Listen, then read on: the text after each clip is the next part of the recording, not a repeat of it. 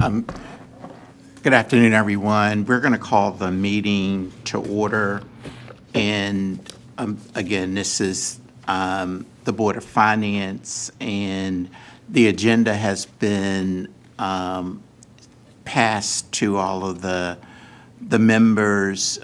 And today, we're going to have the board's consideration of approval of the prior meeting minutes, along with presentation of approval of the security transactions, a presentation of the market valuation of our swap agreements, also the presentation in approval of the reimbursement agreement between the mayor and city of Baltimore and Under Armour Incorporated, and then any other matters that may be brought before us. And with that, we will start with the board minutes that have been distributed. I'd like to entertain a motion. So moved. So the minutes have been moved. Is there a second? Second. And seconded. All in favor? Aye. Aye. The minutes have passed. The next order of business is the consideration of security transactions. Yes. So the transaction report is for the period covering January 15th, 2024 through February 16th, 2024. The purchases for that time period was $330 million. The redemption was $396,576,000. During that time period, we did have 6 calls, and they were all called on the first call opportunity. And that's because basically the rates were earning a little bit more, so they decided to call them. Okay. And other than that, all the purchases were done in accordance with our investment policy. Okay. Are there any questions?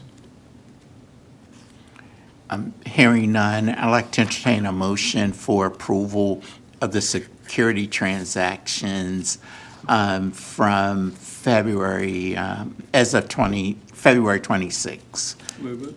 It's been moved. Second. And seconded. All in favor? Aye. This has been passed. The next order of business is the swap agreement. Yes, so this report is as of January 31st, 2024. Page 1, we have the total amount of the fair market value is $9,927,860, compared to our previous report that we submitted in December, which was $10,105,472,000.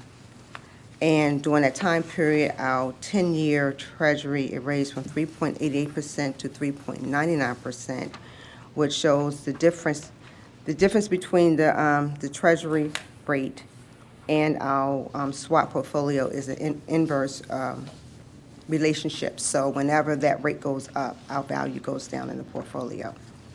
Okay. And then on page 2 is the distribution between the counterparties. Goldman Sachs is holding $4.4 million, and UBS is holding $5.5 million in swap agreements. Thank you. That's for informational purposes. Are there any questions? Thank Okay. you. We'll move next to the consideration of the reimbursement agreement. Thank you.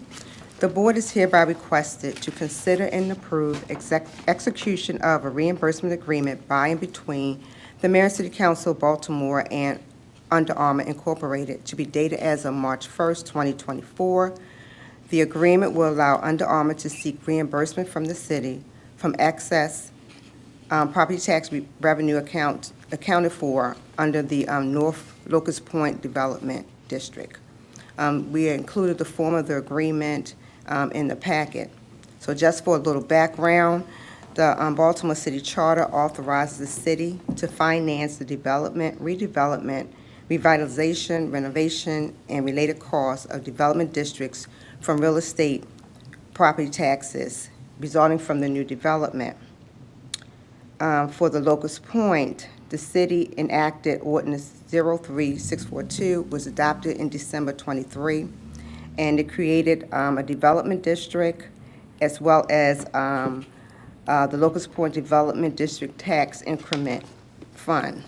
Then, just to go chronologically, what happened in the district, we pursuant to ordinance number 04851, that was adopted in 2004, a resolution, it approved the issuance of $2,977,000 of special obligation bonds for the North Locust Point, and that was done in 2005. Since then, those bonds have been refinanced and they're no longer outstanding. The city also enacted Ordinance 11553 in November 2011 to include additional properties for the North Locust Point development, which include the Under Armour properties. The city further enacted Ordinance 1268 in November 12 to expand the North Locust Point development by including additional properties for the purpose of providing funds to finance the cost of public and other infrastructure improvements. And then, there's a lot of activities going on with the North Locust Point development. We also passed the ordinance 1269 in November 12 that allowed the city to issue $35 million in special obligation bonds to refinance certain infrastructure costs in the district. Armour has completed the infrastructure improvement and at its expense, and no bonds have been issued to reimburse Under Armour as contemplated in 2012. So we're coming to the board, and through Baltimore Development Corporation is requesting that the city reimburse Under Armour for certain infrastructure costs that are eligible for reimbursement under the charter and underneath the 2012 ordinance from the available revenue in the district. So under the proposed budget is $1,310,621 that we're asking for reimbursement underneath this reimbursement agreement. If you go to table page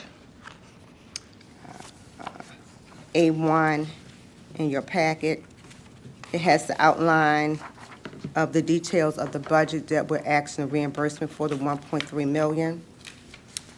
And the actual cost will be reimbursed upon supporting documentation. An inspector agreement, or an inspector will be hired to review and verify the cost and verify the work is completed and approve the actual cost. We also will submit a payment request, and one payment request is required for each calendar year to be paid out of the available funds. So only one reimbursement per year until the costs are fully paid based on available revenue. And if you go to the last page of your packet, this was prepared by our consultants showing the debt service for the Series 2015 bonds, the available revenue that has been generated in the development district, and the available revenue that's available after debt service. So the debt service for fiscal year 2024 is $272,176. And the original, underneath the original development, we have revenue of $815,000. The additional property is $258,000, which leaves us a little bit over $1 million available for distribution.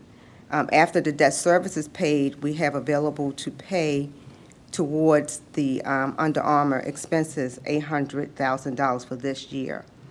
And then after we pay them for this year, then available revenue is showing on this table is $780 that would be available to reimburse them for the $509,000 that's remaining.